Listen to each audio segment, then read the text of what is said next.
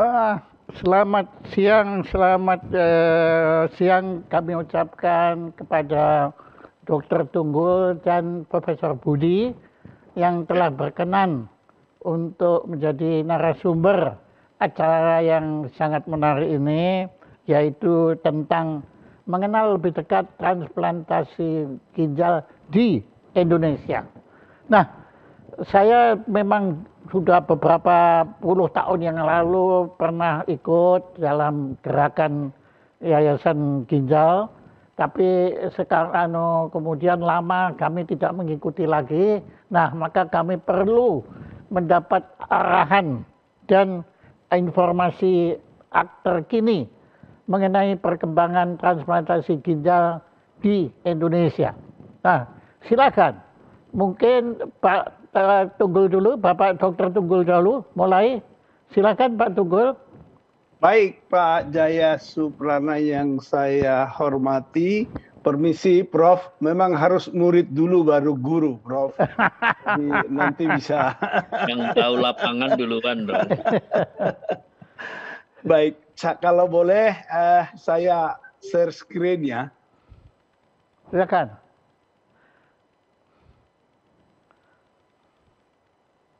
Apakah sudah terlihat tuh? Sudah. Terima kasih. Silakan. Pak Jaya yang saya hormati, kebetulan hari ini kan hari pertama memasuki bulan Ramadan. Nggih. Jadi selamat pada teman-teman yang menjalani ibadah puasa begitu. Nggih. Tadi juga kami di tim advokasi begitu. Selamat siang para ibu bapak saudara-saudara yang saya hormati yang bersama-sama dengan kita pada siang hari ini untuk topik yang tadi dikemukakan oleh Pak Jaya. Saya secara sekilas akan mempresentasikan yang nanti kita bisa sharing bersama. Jadi lebih dekat dengan transplantasi ginjal di Indonesia, mengenal lebih dekat transplantasi ginjal, sekaligus sebenarnya dengan World Kidney Day yang baru berlangsung pada tanggal 13 bulan yang lalu, karena setiap tahun dirayakan pada hari Kamis minggu kedua Maret, itu Hari Ginjal Sedunia. Nah, kalau kita lihat di sini, itu oleh Nicholas dikatakan bahwa transplant itu sebenarnya adalah dari mitos menjadi realitas. Jadi tadinya hanya mitos, sebenarnya sudah menjadi realitas. Jadi kalau sudah transplantasi merupakan suatu pusat maksimal atau optimal dari pencapaian ilmu pengetahuan sampai sekarang gitu.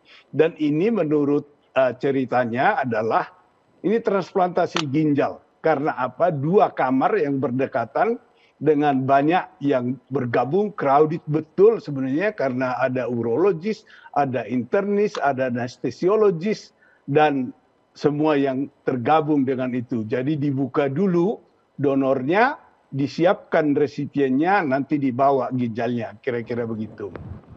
Nah, berbicara soal transplantasi ginjal yang menjadi terapi pengganti ginjal di Indonesia, maka kita sebenarnya tidak boleh lupa akan sosok beliau ini. Guru saya, Prof. Dr. Sida Butar, beliau adalah the Indonesian Nephrology Founder.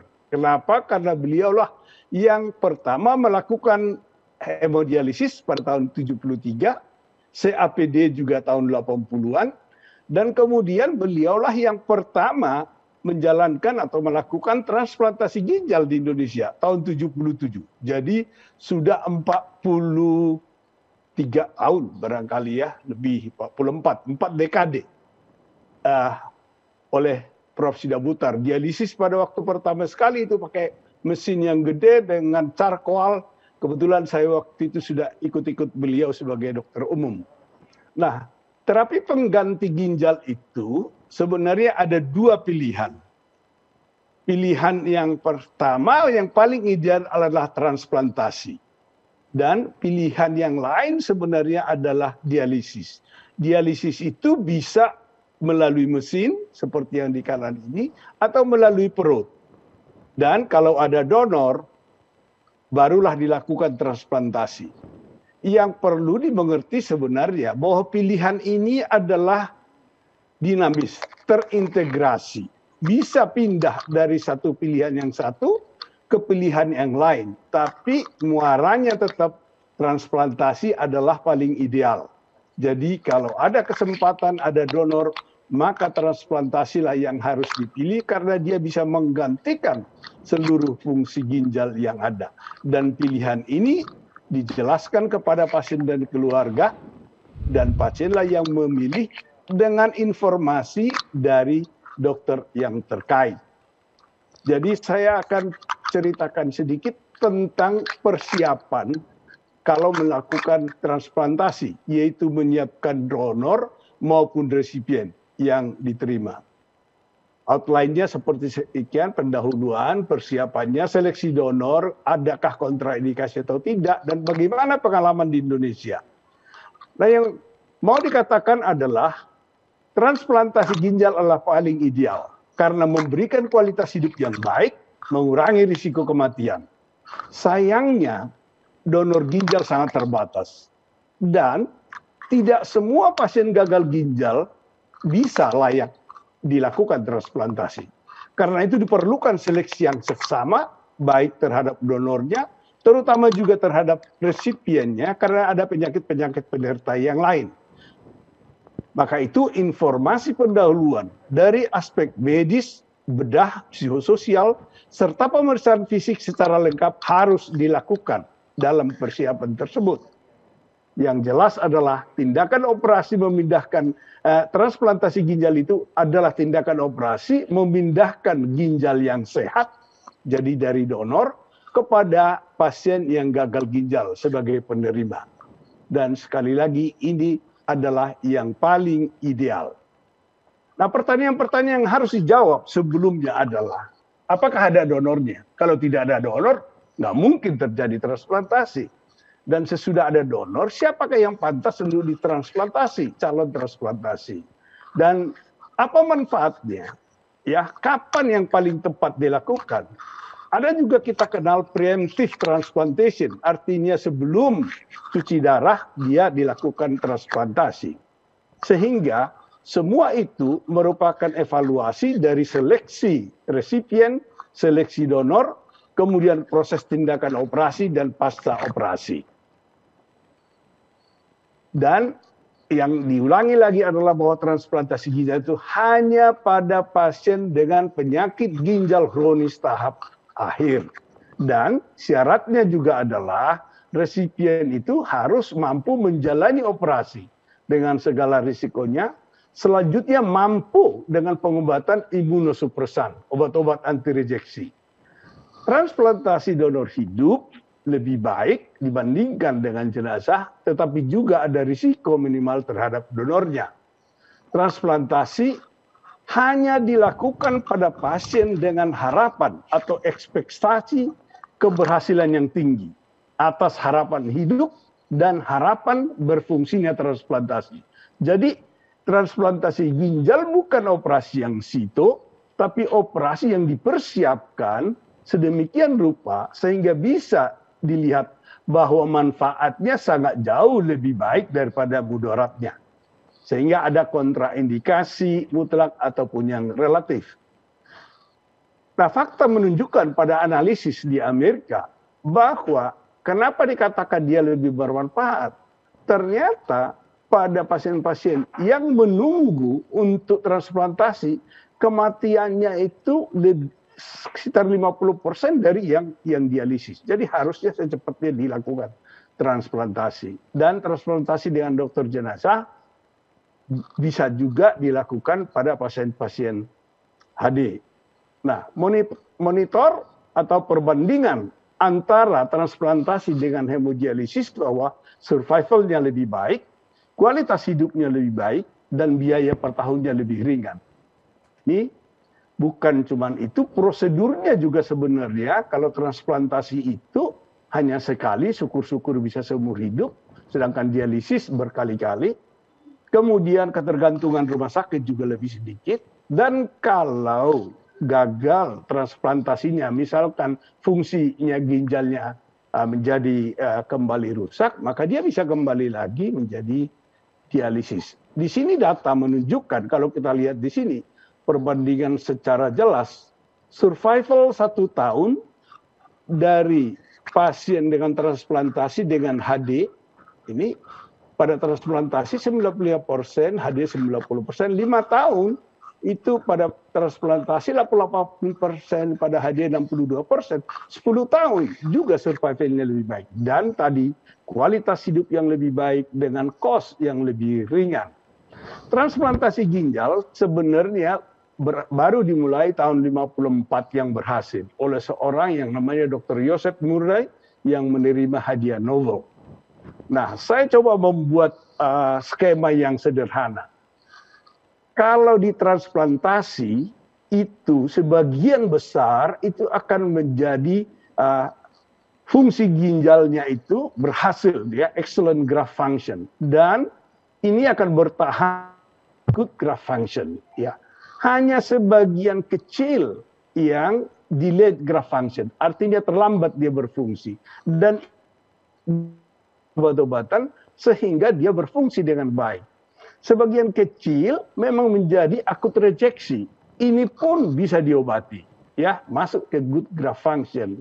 Dan sebagian kecil lagi adalah menjadi chronic rejeksi, artinya ditolak pada tahap yang bertahun-tahun. Hyperakut rejeksi yang dulu dikatakan terjadi, ini hanya dulu terjadinya. Sekarang enggak, karena sudah persiapan. Ini di meja operasi, disambung terus biru, itu harus dibuang. Jadi yang mau dikatakan adalah sebenarnya transplantasi ini akan memberikan hasil outcome yang sangat baik, ya, kepada pasiennya dan segera akan dirasakan. Nah, sehingga perlu dilakukan edukasi pasien, evaluasi medik, evaluasi bedah, evaluasi psikososial, dan evaluasi imunologis. Nah, kalau kita lihat donor yang bersumber dari yang hidup, yang kita sebut dengan living donor, itu yang kita anut sekarang di Indonesia. Walaupun nanti ada catatan di mana Pak Jaya Suprana ikut mengenai kesepakatan Kemayoran. Dan donor itu adalah kalau dari keluarga kita sebut sebagai related. Adik, kakak, ayah, ibu itu related. Dan yang lain adalah non-related. Ada emotional related, misalkan dari istri kepada suami. Kadaver itu yang nanti kita juga bicarakan adalah sebenarnya bukan kadaver murni, bukan meninggal, tapi heartbeat donor. Artinya sebenarnya pasiennya dinyatakan meninggal, tapi jantungnya, pernapasannya, ginjalnya masih baik. Ada memang seno yang masih terus di dalam pergelutan, tapi nanti itu menjadi masalah lain, bukan hanya masalah medik.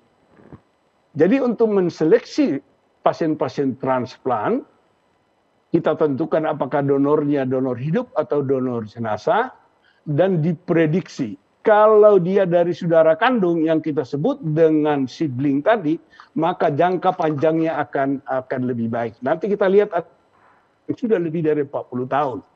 Kemudian ada living unrelated, itu lebih baik daripada dari jenazah. Sekarang ahli-ahli bedah kita sudah melakukan laparoskop. Jadi tidak dibuka lagi lebar-lebar tuh ginjalnya donornya, hanya dilubangi. Dan sudah bisa dipersiapkan sedemikian rupa sebelum dilakukan dengan segala risiko yang minimal. Nah, ini hanya contoh bagaimana tikus percobaan kalau diambil satu ginjalnya, ternyata satu yang tinggal itu mengkompensasi fungsi yang diambil. Jadi akan menjadi lebih besar. Hal yang sama terjadi pada manusia tentunya. Nah, karena sedikitnya organ donor itu, maka terjadi memang secara gelap-gelapan apa yang dikatakan dengan komersialisasi organ atau ginjal di India, di Cina, di Filipina, dan di tempat lain. Tetapi jelas-jelas, bahkan waktu itu orang mengatakan, apakah tidak lebih baik dijual satu ginjalnya dan hidup daripada hidup terus merana tanpa makanan dan starvation?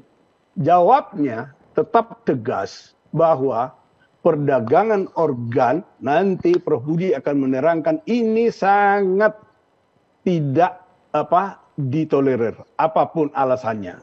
Dan ini dilakukan oleh seluruh dunia, oleh Human Organ Transplant Act tahun 1989 yang diperbarui di Istanbul dengan Istanbul Declaration tahun 2008. Artinya absolutely tidak pernah diterima bahwa organ bisa dijual belikan. Tetapi organ boleh diberikan. Nah, pertanyaan yang lain yang dikatakan, kalau di transplantasi apakah ginjal yang ada dibuang? Tidak. Ginjal yang ada tetap di situ, ginjal yang baru ditempelkan di pembuluh darah di mana bisa. Nih, seperti ini. Nah, nanti kita coba prosedurnya. Jadi pre-transplant itu ada seleksi yang ketat. Kita harus menseleksi donor. Umurnya tidak boleh kurang dari 18 tahun dan tidak boleh lebih dari 70 tahun. Nah, kemudian tidak ada faktor risiko yang lain seperti hipertensi, diabetes apalagi, atau ada kebocoran protein di urin, atau ada riwayat keluarganya batu ginjal dan seterusnya, atau fungsinya kurang dari 80 ml per menit. Atau pada pemeriksaan mikroskopik ada darah di urin, atau juga orang yang obesitas itu kontraindikasi, atau ada penyakit darah sebelumnya, atau penyakit-penyakit ginjal pada keluarga. Jadi sangat ketat sebenarnya di screening yang menjadi donor itu. Sehingga kesehatannya sudah betul-betul sehat dan dengan diambil satu ginjal, dia tetap sehat secara normal. Karena itu ada yang kita sebut dengan kontraindikasi. Tidak boleh dilakukan secara definit kalau ada infeksi yang tidak bisa diobati. Atau ada keganasan. Atau ada kegangguan jiwa. Atau orang-orang dengan pemakai obat-obatan. Itu tidak menjadi donor yang baik. Ada yang relatif, artinya sesudah diobati, misalkan infeksi yang bisa diobati, hepatitis, penyakit jantung, dan umur tertentu. Sekarang ini umur sebenarnya tidak menjadi sangat dibatasi lagi, tergantung daripada umur fisiologisnya. Jadi karena ada umur 70, seperti 50, itu masih oke-oke. Tapi nanti diperiksa memang fungsi ginjalnya harus baik. Kita lihat di sini sangat mengharukan. Dua orang yang kakak adik itu sebelum operasi begitu senyumnya ya untuk menjalani transplantasi ginjal. Sini mereka itu sebelum transplantasi, mungkin dokternya juga ikut populer di situ. Ini teman-teman kita di OK untuk menunggu apa yang akan dilakukan. Ini ahli bedah kita dan inilah ginjal itu yang sesudah disambung harus padat begini. Jadi sesudah disambung arterinya, maka ginjal itu langsung mengeras begitu, kemudian merah dan kenyal. Ini kalau disambung saluran kemihnya langsung keluar urinenya. Dan post transplant masih disuruh kontrol. Ya, pada bulan pertama 1 minggu tiap minggu, 3 bulan berikutnya tiap 2 minggu, kemudian 6 bulan berikutnya tiap bulan, 1 tahun itu tiap 2-3 bulan, dan kemudian hidup sebagaimana biasa. Tujuannya adalah tetap memakan obat-obat antihipertensi. Sekali lagi bahwa pilihan itu adalah dinamis, ditentukan oleh keluarga atas informasi dari dokternya. Informasi yang profesional, objektif, proporsional, dan selalu kita bilang tidak ada dusta di antara kita. Jadi dijelaskan sehingga pasien dan keluarganya memilih yang terbaik gitu. Bagaimana pengalaman di Indonesia?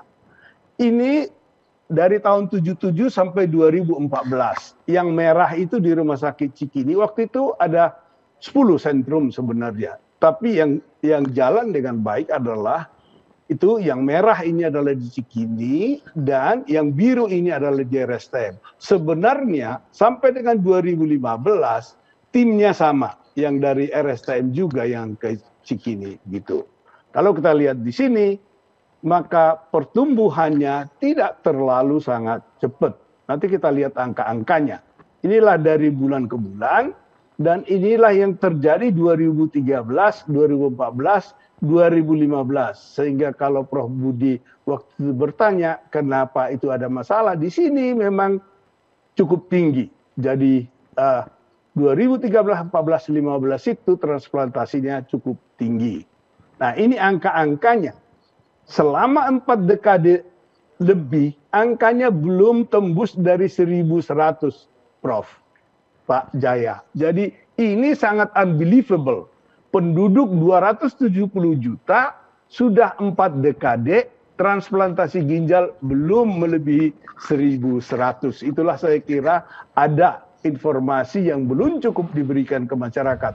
Inilah secara keseluruhan, yang paling banyak adalah di Jakarta. Ini 791, kemudian ada tempat-tempat lain, Jogja, Semarang, Surabaya, Malang, Denpasar, dan seterusnya.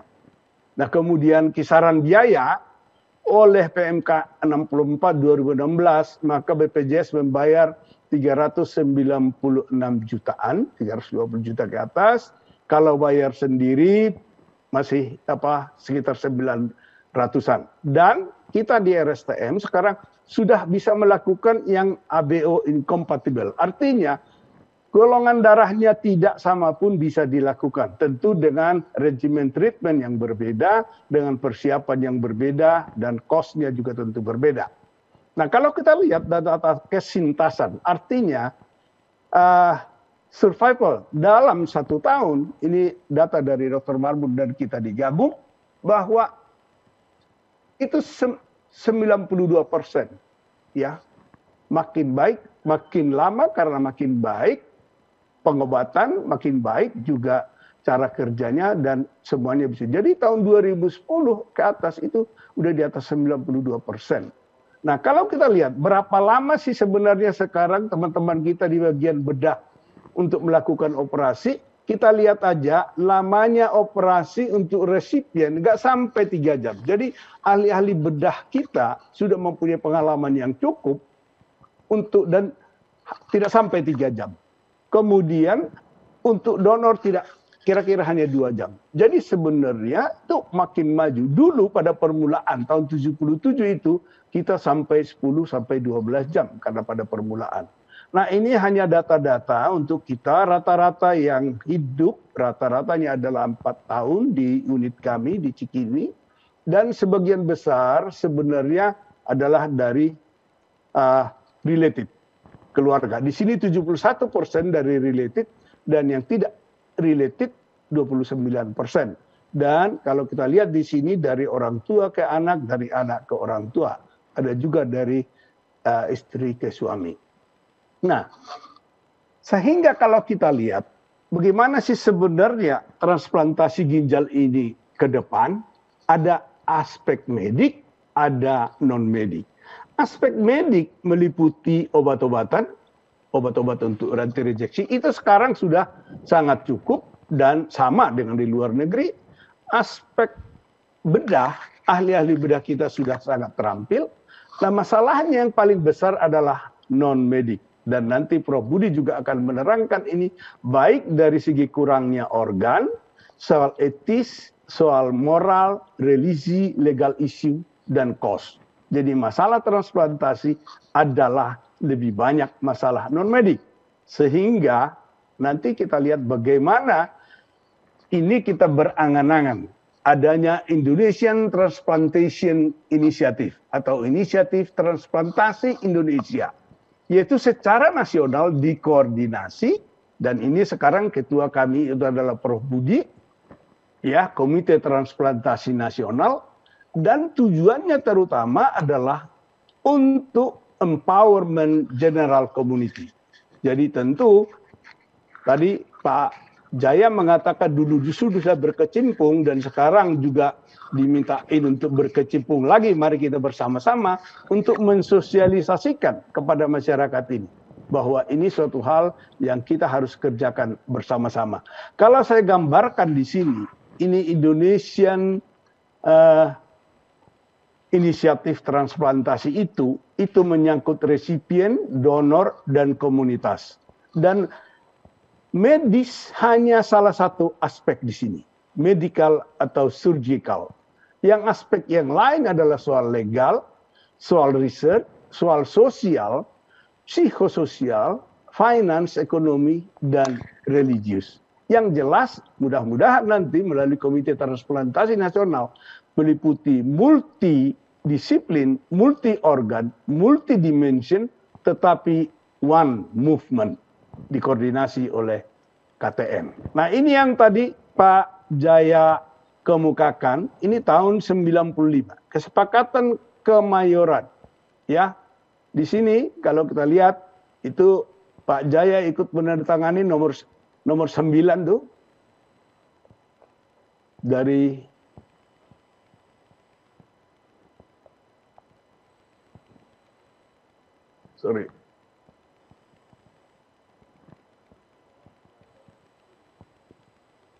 Nih, jadi di sini sudah disepakati oleh semua pemuka agama waktu itu bahwa donor jenazah itu diperbolehkan, tidak bertentangan, dan semua tokoh masyarakat. Dan undang-undang kita sebenarnya nanti akan dijelaskan lagi oleh Prof. Budi lebih jelas tentang undang-undang dan peraturan pemerintah maupun Permenkes yang sudah mendukung upaya untuk transplantasi ini. Nah, apakah kita bisa sampai kepada bagaimana legislasi yang kita sebut dengan option in? Option in adalah setiap orang yang tidak memberikan agreement atau persetujuannya, maka dia tidak mendonor. Atau option out, bahwa orang yang tidak menolak berarti dia donor, gitu. Jadi ini yang barangkali ke depan yang harus kalau kita lihat hasil transplantasi adalah pemain sepak bola dari Kroasia, Ivan Klasic, 2 kali transplantasi masih bisa main bola walaupun pada kemudian dia menjadi tidak pemain langsung. Nah, inilah pasien kita yang pertama mendapat muri juga dari Pak Jaya, itu Dr. Anom, lebih dari 30 tahun, 33 tahun. Ini dan rumah sakit ini beliau, rumah sakit yang menyelenggarakan waktu itu Rumah Sakit Cikini, di mana kami bekerja dan juga mendapat beri itu. Tetapi yang sekarang itu lebih lama lagi. Ini adalah Pak Leo. Mungkin Pak Jaya masih ingat, ini Prof. Sidaputar, ini dilakukan transplantasi pada 13 September 1980. Jadi sekarang itu sudah 41 tahun. Nah, ini beliau, ini Pak Jaya dengan Pak Din Samsudin, tahun 80, ini diberikan. Donornya sama dari adiknya yang perempuan. Nah, ini muri yang diberikan kepada resipien terlama. Ya, sekarang sudah 41 tahun. Sehingga saya simpulkan bahwa sebenarnya transplantasi ginjal adalah pilihan yang paling ideal, tepat, dan utama. Dan organ kita sebenarnya diperlukan di sini, bukan di sana. Karena itu, mari kita untuk mendonorkan ginjal kita. Karena itu memberi kehidupan kepada orang lain. Dan sebagai penutup, transplantasi ginjal itu memang paling ideal, tepat, dan utama. Transplantasi ginjal telah mengalami pertumbuhan yang signifikan dan terus berkembang di Indonesia. Dan kendala utama adalah donor, dan hasil ini adalah non-medik, telah didukung oleh undang-undang, PP maupun Permenkes, dan ini masih merupakan tantangan, tetapi ini adalah kesempatan dan merupakan peluang yang kita sadari bersama. Nanti akan disempurnakan oleh Prof. Budi. Ini tim kami. Terima kasih Pak Jaya, dan terima kasih Ibu Bapak, saudara-saudara sekalian yang bersama-sama dengan kita. Selamat siang. Terima kasih. Waduh, kami sangat terharu dan kagum atas perjuangan para dokter yang telah menyempurnakan sisi medisnya terhadap transplantasi ginjal. Luar biasa sekali. Kami sudah puluhan tahun tidak mengikuti dan kami kagum sekali perkembangannya sudah demikian dahsyat. Nah, sekarang mari kita dengar dari Prof. Budi tentang apa saja yang perlu diperhatikan di luar masalah teknis medis transplantasi ginjal. Silakan, Profesor Budi. Ya, terima kasih Pak Jaya. Sebetulnya saya ini ditugaskan untuk menjagain satu lembaga atau satu unit yang disebut dengan Komite Transplantasi Nasional. Nah, komite ini sebetulnya satu unit non struktural dari Kementerian Kesehatan. Nah, di dalamnya sebetulnya ada Pak Jaya Suprana di dalamnya sebagai salah satu anggota itu sebetulnya. Nanti lain kali kita akan ajak Pak Jaya untuk ikut serta betul-betul melanjutkan apa yang kita ingin lakukan nanti. Jadi sejak beberapa tahun yang lalu itu bagus pelaksanaan transplantasi ginjal seperti yang sudah diceritakan oleh Pak Tunggul tadi, dan suatu saat memang kemudian ada yang mencurigai dan kemudian melakukan sesuatu pelaporan. Nah, kecurigaan ini sebetulnya ada beberapa yang harus kita pahami, bahwa ada orang yang beranggapan atau mencurigai adanya donor yang tidak memberikannya secara sukarela. Jadi ini prinsip ini yang penting sebetulnya, karena harusnya donor itu hanya menyerahkan atau mendonasikan organnya secara sukarela tanpa meminta imbalan. Jadi harusnya seperti itu. Tapi yang penting bukan soal tanpa imbalannya, tapi yang penting adalah sukarelanya ini. Karena tanpa sukarela itu bahayanya banyak nanti. Ada kemungkinan orang-orang dipengaruhi oleh hal-hal lain sehingga terpaksa, dan bisa tertipu atau bisa segala macam itu, malah memberikan pendonasian yang berarti tidak sukarela. Dan itu yang harus kita cegah. Kita hanya ingin orang betul-betul berkeinginan mendonasikan organnya untuk kepentingan kemanusiaan. Jadi itu yang perlu kita buat. Nah, oleh karena itu Permenkes tahun 2013 dan kemudian dilanjutkan dengan PP yang baru 53 tahun ini, tahun 2021, itu mengatur tentang adanya suatu unit yang melakukan atau bertugas melakukan segala sesuatu yang non medis. Jadi hal-hal yang sifatnya medis dikerjakan di rumah sakit, tetapi yang non medis silahkan dikerjakan di tempat yang lain gitu ya. Nah, apa yang kita lakukan sebetulnya bukan hal baru, karena di negara lain juga begitu kira-kira ya Pak Tunggul ya. Jadi di tempat lain juga orang mendaftarkan diri sebagai donor atau calon donor itu kepada suatu lembaga yang sifatnya independen gitu ya. Dan mereka mendaftar segala macam, dan kemudian mereka akan memperoleh suatu kartu calon donor. Nah, orang-orang seperti ini bisa mendonorkannya, memilih mendonorkannya pada waktu dia masih hidup, ataukah dia mendonorkannya nanti kalau dia sudah meninggal. Jadi pada saat orang ini kemudian jatuh sakit, biasanya masalahnya masalah kepala di otaknya, dan kemudian menuju ke mati batang otak, maka pada saat itulah dia bisa mendonasikan organnya yang lain. Jadi bisa organ itu berupa ginjal, bisa paru-paru dan segala macam yang bisa diberikan kepada orang lain. Satu orang meninggal bisa menyelamatkan banyak orang sebetulnya yang bisa diselamatkan oleh orang ini. Jadi tidak hanya pada saat orang hidup bisa beramal baik, tetapi pada saat dia sudah meninggal pun masih bisa melakukan amal ibadah dengan baik. Ya. Tentu saja dia sebelumnya mendaftarkannya sebagai calon donor, dan itu yang bisa dilakukan oleh kan. Nah, apa yang ingin dilakukan saat ini adalah seperti tadi Pak Dr. Tunggul mengatakan bahwa ketersediaan organ itu jauh lebih sedikit ketimbang kebutuhan orang-orang yang memerlukan transplantasi. Sehingga mestinya kita harus bergerak maju untuk mengajak orang untuk mendonasikan organnya untuk kepentingan orang-orang lain.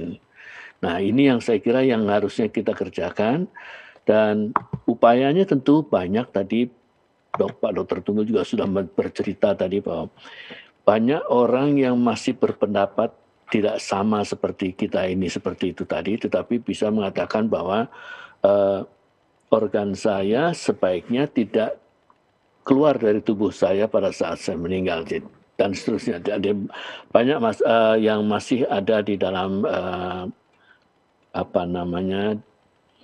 kepala setiap orang di Indonesia ini. 260 juta orang, tentu juga 250 juta kepala, dan cara berpikirnya, cara berpendapatnya berbeda semuanya. Nah, pada yang kita ingin lakukan adalah mengingatkan pada seluruh manusia di Indonesia ini, mengatakan bahwa banyak orang yang membutuhkan sebetulnya organ-organ itu. Kenapa kita tidak sumbangkan? Pada saat kita hidup pun kita bisa menyumbangkan, tapi kalau Anda tidak mau pada saat hidup, Anda bisa menyumbangkannya nanti pada saat meninggal. Jadi ada hal seperti itu tadi. Nah, PP ini kemudian mengatur bagaimana pengaturan supaya kita tidak terjerumus pada orang-orang yang menyumbangkan dengan terpaksa atau menyumbangkan dengan alasan jual beli tadi yang sudah disebutkan Dr. Tunggul.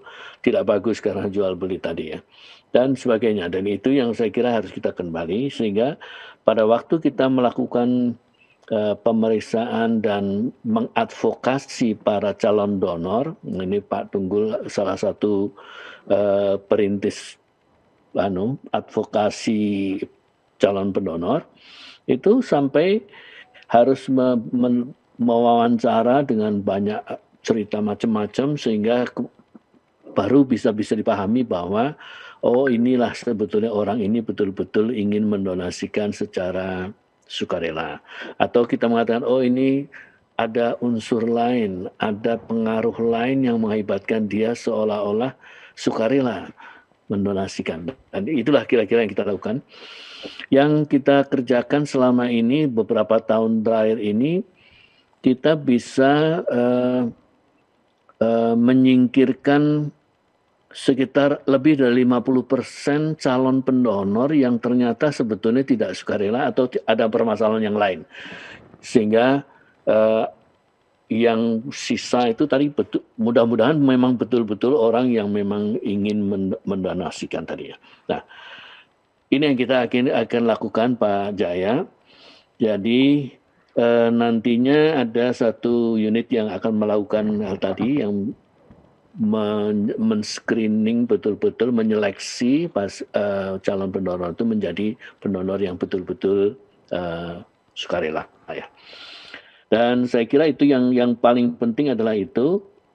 Di sisi lain kita juga akan mengatakan bahwa kepada masyarakat kita dorong mereka untuk sudah mulai mendonorkan, tidak hanya memilih pada saat dia masih hidup pada waktu mendonorkan, tapi juga pada saat dia sudah akan meninggal atau pada waktu meninggal. Mudah-mudahan sekarang ini sudah mulai beberapa orang yang mendaftarkan diri untuk menjadi calon pendonor. Dan pendonornya dia tidak hanya mengatakan hanya organ ginjal yang didonorkan, tetapi beberapa jenis organ yang akan didonorkan oleh beliau tadi. Jadi saya kira itulah yang menarik. Upaya kita selanjutnya harus mendorong masyarakat ini betul-betul menyadari bahwa kita tidak ada manfaatnya membawa barang yang berharga ini dibawa ke kubur karena sebetulnya masih bisa disumbangkan kepada orang lain. Jadi itu yang tadi Pak Dr. Tunggul juga menuliskannya di dalam tulisan tadi bahwa kalau bisa orang sudah masih mendonorkan pada orang lain. Saya kira itu, dan saya kira yang komite harus melaksanakan adalah menyusun suatu suatu kantor yang betul-betul menerima pendaftaran, kemudian melakukan screeningnya, melakukan seleksinya, dan kemudian demikian juga pada resipiennya. Calon resipien ini pun juga kemudian didaftarkan dan kemudian dibuatkan daftar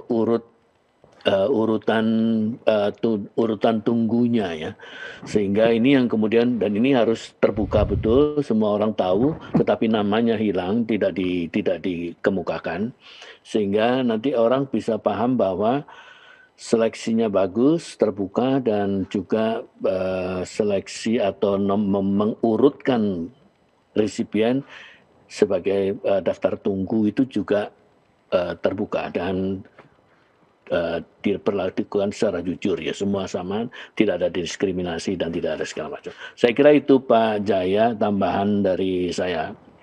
Terima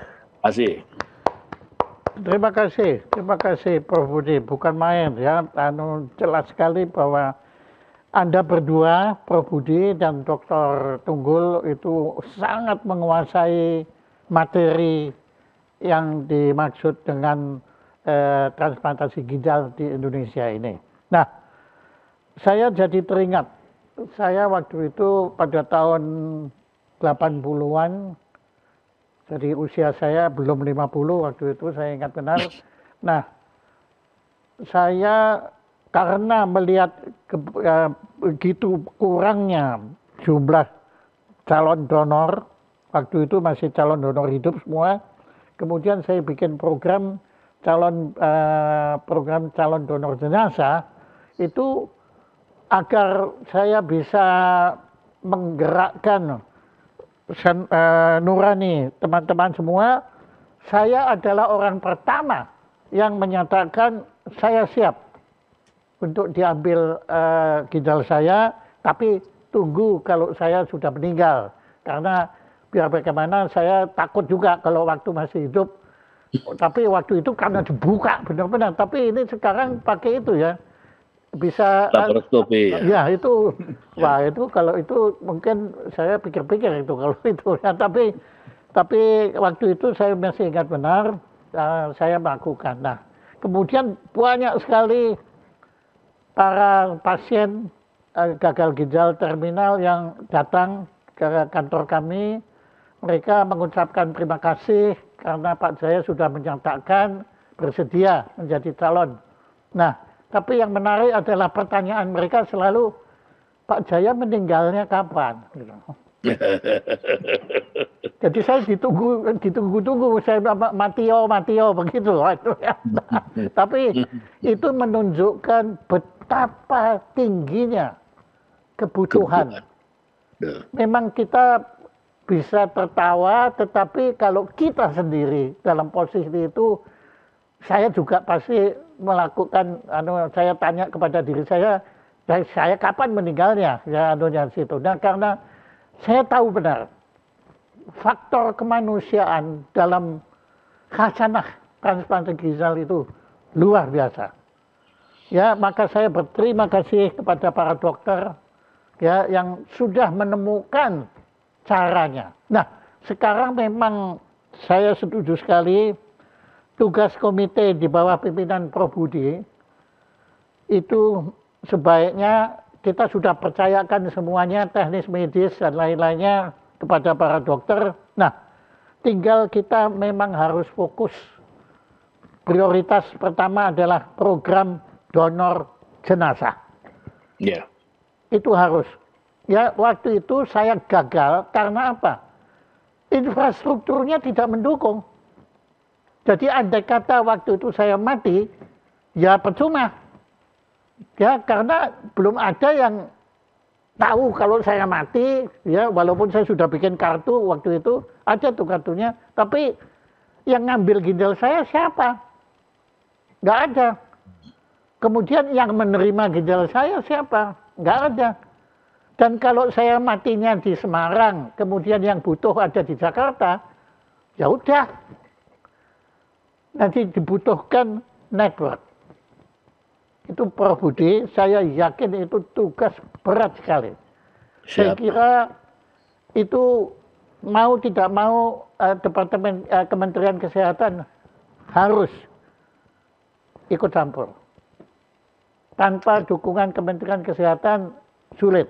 Kalau diserahkan ke swasta, nanti kepentingannya nanti yang swasta yang penting itu saja nanti ya. Tapi kalau mau adil dan merata sesuai Pancasila, keadilan sosial untuk seluruh rakyat Indonesia, atau kalau kita terjemahkan adalah keadilan organ kepada seluruh rakyat Indonesia, pemerintah harus terlibat. Ya, tapi kan Prof. Budi tadi menyatakan bahwa komite ini kan dibentuk oleh Kementerian Kesehatan. Saya kira nggak masalah di situ. Nah, kemudian tapi jelas itu seluruh rumah sakit yang sudah mampu melakukan transplantasi ginjal harus terlibat. Kalau enggak, nanti kalau yang meninggalnya di Manado, ya mubazir. Ya, padahal bisa ditangani semua. Nah, sekarang apalagi transport sudah jauh lebih bagus, ya apalagi setelah corona ini kan penerbangan pribadi, pesawat pribadi, semua itu ada, helikopter.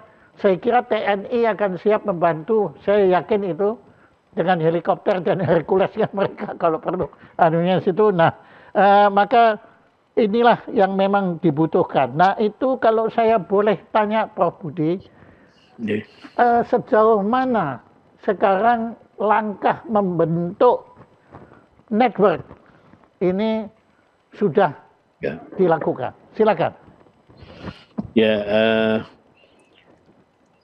kita sudah bukan membina ya sebetulnya, yang membina Kementerian Kesehatan, tetapi komite ini kemudian menghubungkan kita ini masing-masing beberapa rumah sakit menjadi satu.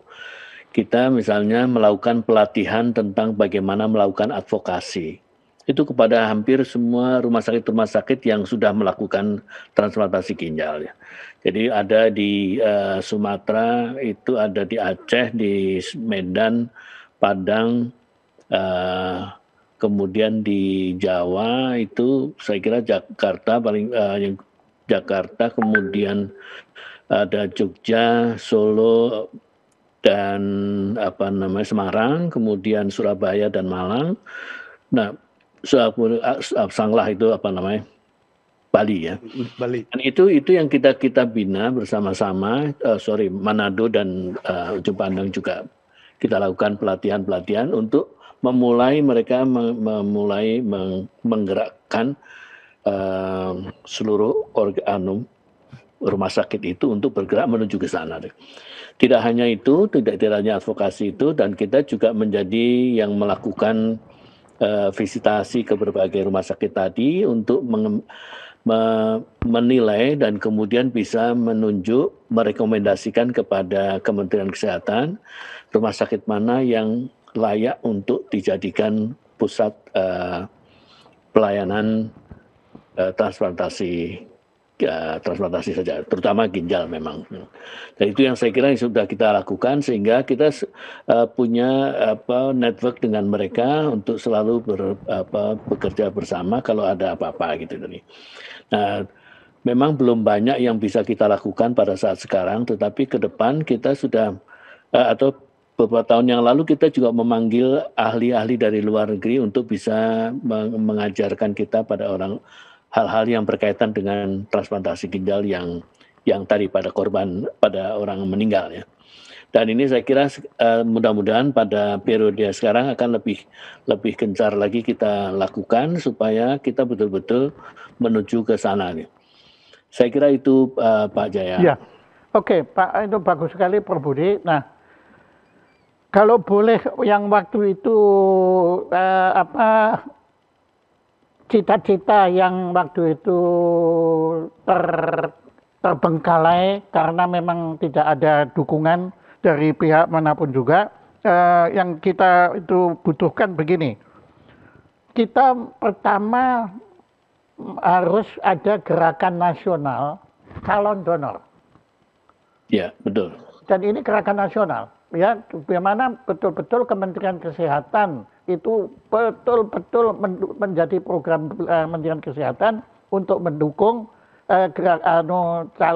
transplantasi ginjal ini menjadi lebih adil dan merata. Nah, itu harus ada gerakan nasional calon donor, yaitu sosialisasi, kampanye, dan sekaligus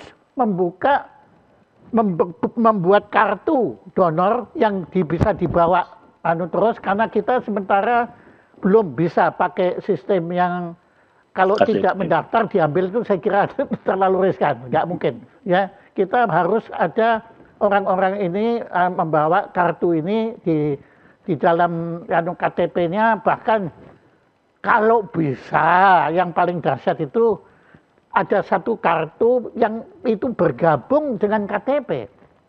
Di dalam KTP itu sudah ada tulisan bahwa saya bersedia atau tidak bersedia menjadi donor. Itu yang paling ideal, tapi saya nggak tahu. Wong bikin KTP aja pusingnya kayak gini ya, tentunya apakah itu mungkin? Kalau gitu ya kita perlu bikin itu kartu donor, itu harus. Nah, begini, kalau mengenai jaringannya, kebetulan saya punya beberapa teman swasta yang saya tahu benar mereka sebetulnya punya fasilitas untuk transportnya. Karena mereka punya helikopter, ya, bahkan ada yang punya pesawat segala itu. Nah, saya kira Bapak Probudi dan Dr. Tunggul perlu ada campur tangan dari kementerian untuk memanggil teman-teman kita ini yang punya potensi di bidang itu untuk mendukung program ini. Ya, saya berani bilang teman saya yang paling saya kagumi dan hormati yaitu Dr. Mokhtar Riyadi. Saya kira beliau itu sangat peka terhadap masalah sosial kedokteran, dan kebetulan saya tahu benar beliau punya fasilitas helikopter dan lain-lainnya itu dia punya, dan beliau juga punya rumah sakit sampai di Papua kemarin saya lihat ada. Oh ya, saya waktu berkunjung ke Labuan Bajo itu saya datang ke airportnya yang baru itu, saya jatuh. Kemudian saya sampai babak bunyak begitulah ya. Kemudian saya pikir mati aku. Di Labuan Bajo setahu saya nggak ada apa-apa. Kebetulan sebelum saya jatuh sehari sebelumnya Pak Mokhtar Riyadi buka rumah sakit Siloam di Labuan Bajo. Ya, jadi, nah ini ada kata saya mati di tapi saya sudah nggak masuk. Saya umur saya 70, jadi saya sudah nggak bisa diambil ginjalnya, sudah kasihan. Yang terima malah makin sakit nanti anunya. Tapi maksud saya itu teman-teman swasta ini mereka mau Pak, mereka mau. Ya, tapi tentunya harus diajak, apalagi kalau mengajak itu Menteri Kesehatan, wah, itu kehormatan untuk teman-teman saya itu. Nah, jadi dengan demikian saya kira secara bertahap Prof. Budi dan Dr.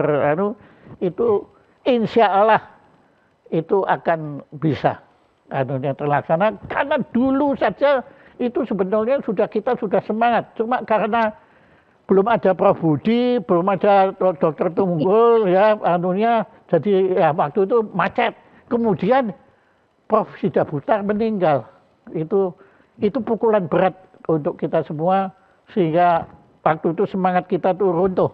Karena ya kehilangan Prof. Sidabutar itu luar biasa sekali, karena benar sekali Pak Dr. Tunggul itu ya beliau itu adalah bapak transplantasi ginjal. Ya bapak itu beliau juga bapak nefrologi Nusantara ini. Saya tidak bisa lupa kepada beliau itu. Kebetulan kan dia juga sama tuh sama Pak Tunggul yang satu Sitomorang, yang satu Sidabutar. Jadi rupanya Anda ini satu kampung semua ahli ginjal itu. Nah, demikian Prof Budi dan suatu kehormatan sekali Bapak dan Pak Tunggul itu berkenan untuk menjadi narasumber acara Jaya Supranational ini, karena saya menjadi bersemangat kembali dan saya punya harapan kembali, bukan untuk saya, tapi untuk teman-teman kita yang kebetulan kurang beruntung, yaitu menderita penyakit gagal ginjal terminal. Kata terminal itu memang berat sekali, tetapi terminal ini berkat ada orang-orang seperti Anda ini, mereka bukan berarti tidak punya harapan. Bayangkan, sekarang rekodnya di Indonesia sudah di atas 40 tahun. Saya waktu menyerahkan itu masih was-was, wah ini berapa lama ini?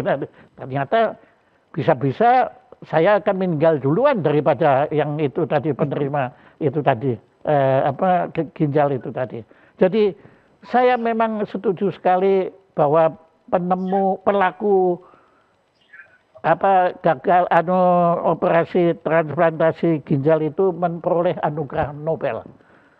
Ya, nah bahkan saya harapkan pada suatu hari Anda akan menerima muri dari Indonesia, yaitu berhasil menerapkan, mewujudkan program donor ginjal jenazah pertama di Persada Nusantara ini. Insya Allah. Amin.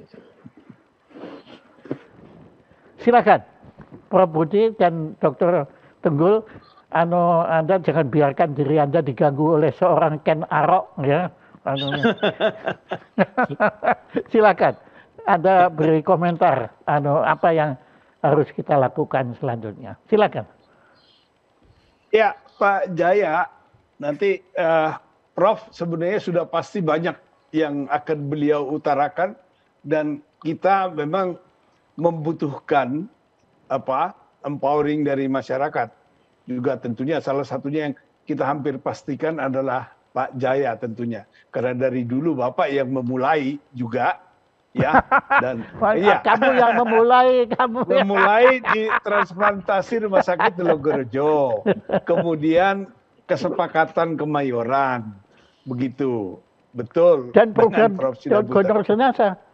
donor jenazah itu kami sudah lakukan, cuma macet. Betul. Jadi memang paling sedikit sosialisasinya. Ini kalau kita lihat angka-angka yang tadi yang hampir tidak masuk di akal normal, ya, tapi itu faktanya. Jadi ada hal yang perlu disosialisasikan dengan baik, bahwa mendonorkan ginjal itu sebenarnya tidak akan mengurangi kualitas hidup dari pendonornya. Nah, kita sebagai masyarakat di Asia yang kekeluargaan, kalau kita tidak bisa berikan uang kita, maka boleh diberikan ginjalnya. Dan orang yang memberikan ginjal itu adalah pahlawan yang sangat berjasa. Dan dia pasti diberi award, penghargaan. Apakah nanti di dalam bentuk yang apa itu memang juga di Permenkes maupun mungkin di PP-nya nanti bisa diterangkan oleh Prof Budi. Tapi yang jelas barangkali adalah soal ketakutan dan ketidaktahuan, itu perlu bersama-sama kita sosialisasikan. Itu sebenarnya yang nanti akan kita lakukan bersama. Begitu Pak Jaya. Silakan. Terima kasih. Monggo Prof Budi, apa sabda Anda? Sabdanya itu sabdanya Pak Jaya mestinya nih. Tapi setuju tadi ya, jadi buat kita yang utama adalah sosialisasi. Jadi sosialisasi itu artinya berarti kita mendistribusikan paham baru atau cara berpikir baru yang harus kita berikan kepada saudara-saudara kita se-Indonesia ini, bahwa caranya adalah bahwa mendonasikan itu adalah suatu amal ibadah yang besar karena dia bisa menyelamatkan nyawa orang. Sangat mulia. Sangat mulia. Apalagi kalau dia mendonorkan pada waktu dia meninggal, nanti semua organnya didonasikan, itu berapa banyak orang yang sudah ditolong oleh orang ini tadi. Sehingga saya yakin itu adalah suatu ibadah yang besar itu. Jadi kalau itu dilakukan, sama seperti kita bercerita waktu kita mengundang teman dari bapak-bapak ahli-ahli dari Saudi Arabia, dia ceritanya itu tadi. Apakah kalau saya nanti mati, itu maaf, teman dari Saudi Arabia itu sudah melaksanakan donor ginjal jenazah di Saudi Arabia? Sudah. Wih, banyak sekali sudah. Mereka banyak sekali sudah. Hebat. Saya baru tahu. Hebat ya. Nah, kalau itu gitu, nggak ada alasan buat kita dari teman-teman kita yang Muslim untuk keberatan. Harusnya nggak ada alasan. Iya, anunya. Sepakat itu. Oh, makanya dia berceritanya seperti ini tadi. Kalau saya nanti mati, tolong mobil saya nanti dikubur juga bersama-sama saya. Orang bertanya, kenapa mesti dikubur bersama?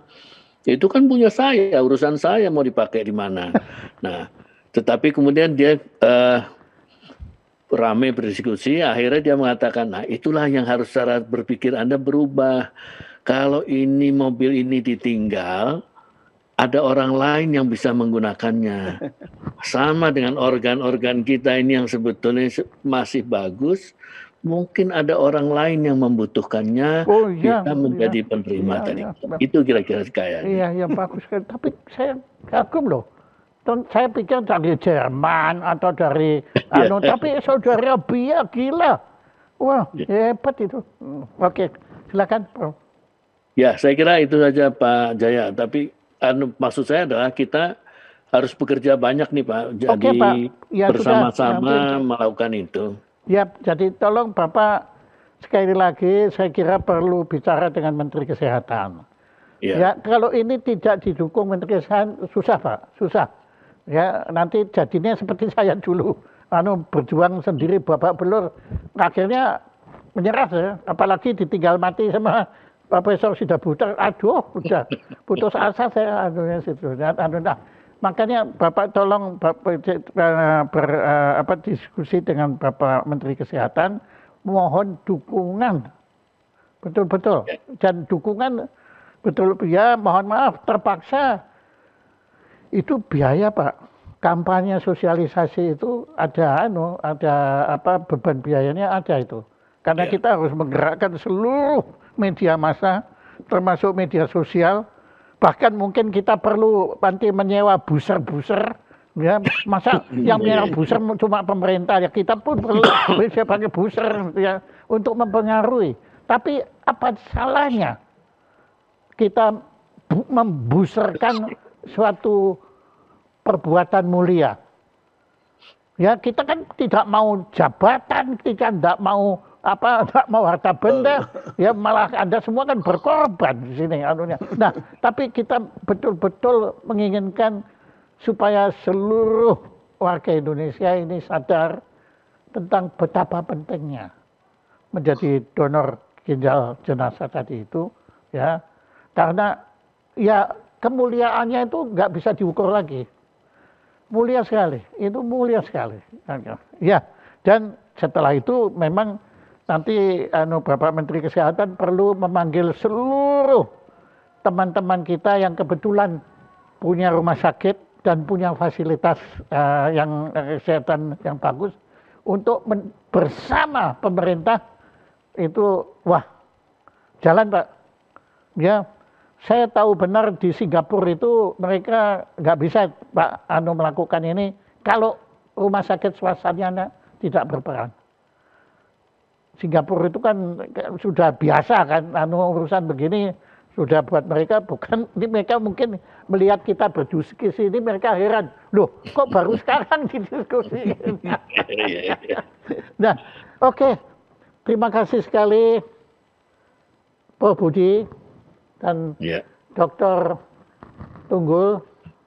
Kapan Anda profesornya? Kalau saya tadi melihat Anda itu, wah itu tingkatnya sudah untuk anugerah Nobel itu betulnya.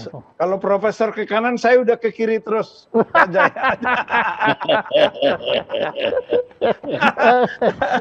Kita ada Prof. Budi yang nanti memimpin kita, yang nanti luar biasa dengan teman-teman yang lain saya kira untuk memulai ini, apalagi sesudah dikeluarkannya PP ya Prof ya. Jadi mudah-mudahan. Sudah ada PP-nya. Wah, udah gerak Pak. Ayo, udah genjot ya. Lebih baik ketimbang membangun ibu kota baru, lebih baik ini. Anunya. Oke. Ayo Pak Jaya, ikut Pak Jaya.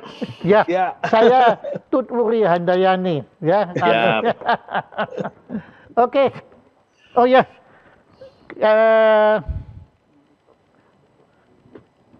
Prof. Budi, kami tidak punya apa-apa dan juga Dr. Tanggo tidak punya apa-apa.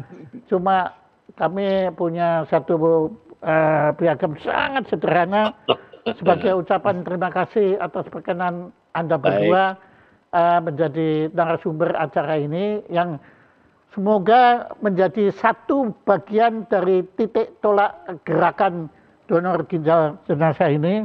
Dan juga ini untuk dokter, cuma ini diganti dokternya kok kecil. Itu beliau dokter bukan dokter, ya tolong diganti ya.